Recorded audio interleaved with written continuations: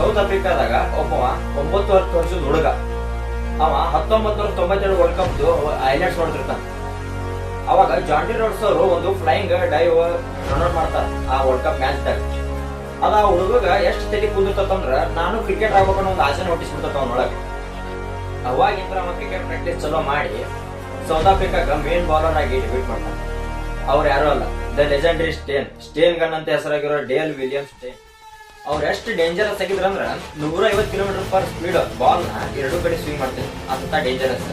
ಎಂತ world greatest ಬ್ಯಾಟ್ಸ್ಮನ್ಗಳು ಸದ್ಯಕ್ಕೆ ಅವ್ರ ಮುಂದೆ ಮಂಡಿ ಹೊರ್ತಿದ್ರು. ಸಚಿನ್ ತೆಂಡೂಲ್ಕರ್ ಹೇಳ್ತಾರ ಅನ್ಸತ್ತ, ನಾ ಇಷ್ಟು ಸ್ಪೇಸ್ ಮಾಡಿದ್ರೊಳಗ ಡೇಂಜರಸ್ ಬೌಲರ್ ಅಂದ್ರೆ ಡೇಲ್ ಸ್ಟೇನ್ ಅಂತೇಳಿ.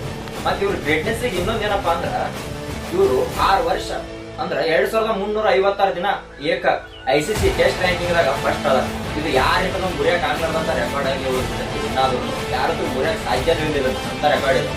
ಆದ್ರ ಅವ್ರ ಎಷ್ಟು ರ್ಯಾಂಕಿಂಗ್ ಅಂದ್ರ 2015 ಒಂದ್ ಮ್ಯಾಚ್ ದಾಗ ಅವ್ರಿಗೆ ಒಂದು ಶೋಲ್ಡರ್ ಕ್ರ್ಯಾಂಪ್ ಆಗ್ತೈತಿ. ಅದರಿಂದ ಅವ್ರ ಕ್ರಿಕೆಟ್